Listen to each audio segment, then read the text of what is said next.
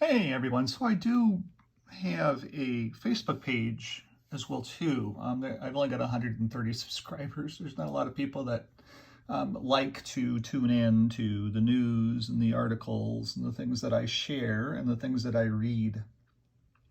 But as you know, all of this data that gets out there into my brain does definitely make you a better investor. So I wanted to share with you this particular article that I'm just getting ready to post here on Facebook. And it comes down to the concept of what's going on economically around the globe.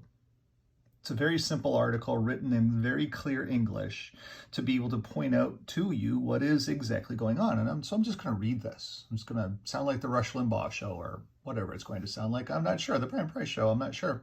But let's dive in. This is what I call the Ronald Reagan market sell-off. You see what is happening is that people and businesses have been sucking off the breast of free money or accommodative Federal Reserve policy since the 2008 monetary crisis, when liquidity simply dried up overnight around the globe. I've written about it a lot.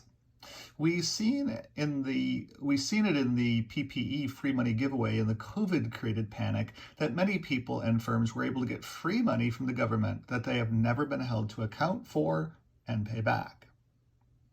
So what is happening now? China. The Communist Party in China has never been held to the same trust but verify process that the Russian government and the communists there have had. China arose to power off of fictitious accounting standards that were never verified.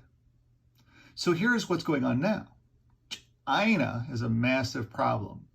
As the economy around the globe falters, more industrial production is being onshore back into the United States. That is driving U.S. net exports and U.S. jobs in the United States, both of which are increasing strongly. Since U.S. goods are generally better built and more expensive, that is feeding inflation, or reinflation, if you will.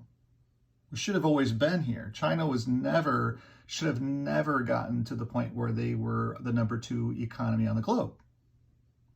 But free money, fictitious money, allowed that to happen. It's not in my article, but I continue. As China's economy spirals into death, as all communist economies have done over and over and over again throughout the vestiges of history, and as the governments around the globe are in the process of sucking liquidity out of the system is being taxed to its maximum. Basically, it's like the Star Trek movie when they were transporting the whale. And the guy in the engine room said to the captain, "I'm giving it all she's got, Captain." I remember that quote, "I'm giving it all she's got, Captain." We are giving the economy all she has got and taking liquidity out of the system to try to get her to break.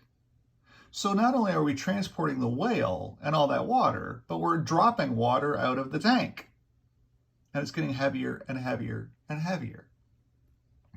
Now in Star Trek, they deposited the whale back safely to Earth and life went on.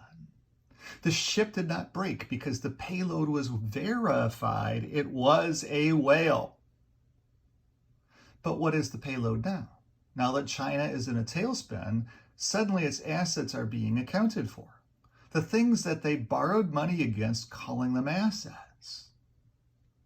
Well, here is where Ronald Reagan comes in and trust but verify. We never verified that the communists were telling the truth. In fact, we knew they weren't. But in this new woke world, we were not supposed to question their reserves or verify them, because to do so was racist, fascist, and every other word under the sun. How dare you ask us about these things? You're supposed to just take our word for it. Now, when those assets are needed, and they need to be sold to raise cash, we are finding out that the party and the members of the party have been living high off the hog off those assets, churning through them.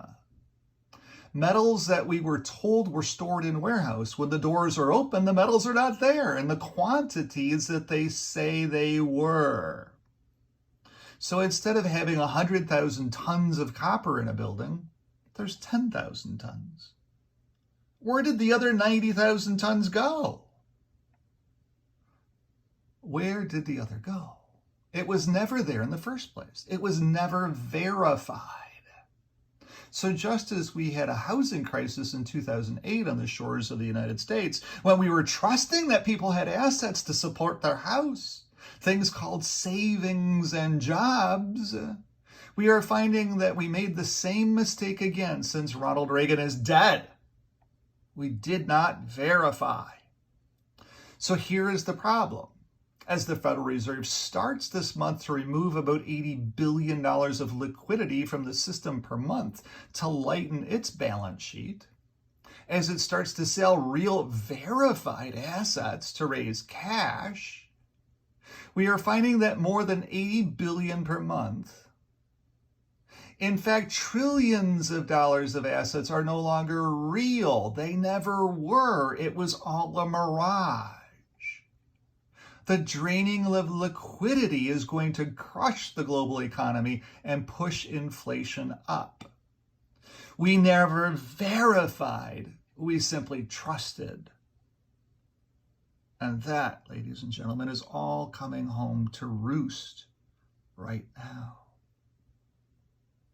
Thanks for tuning in. Hope you enjoyed this episode of what's going on in the U.S. stock market and markets around the globe.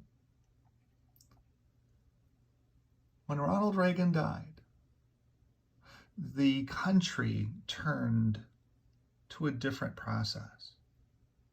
And more people, the Klaus Schwabs of the world, the George Soroses of the world, were allowed to gain power. And they're globalists. They're getting paid for by the communists. And now all of that is coming home to roost.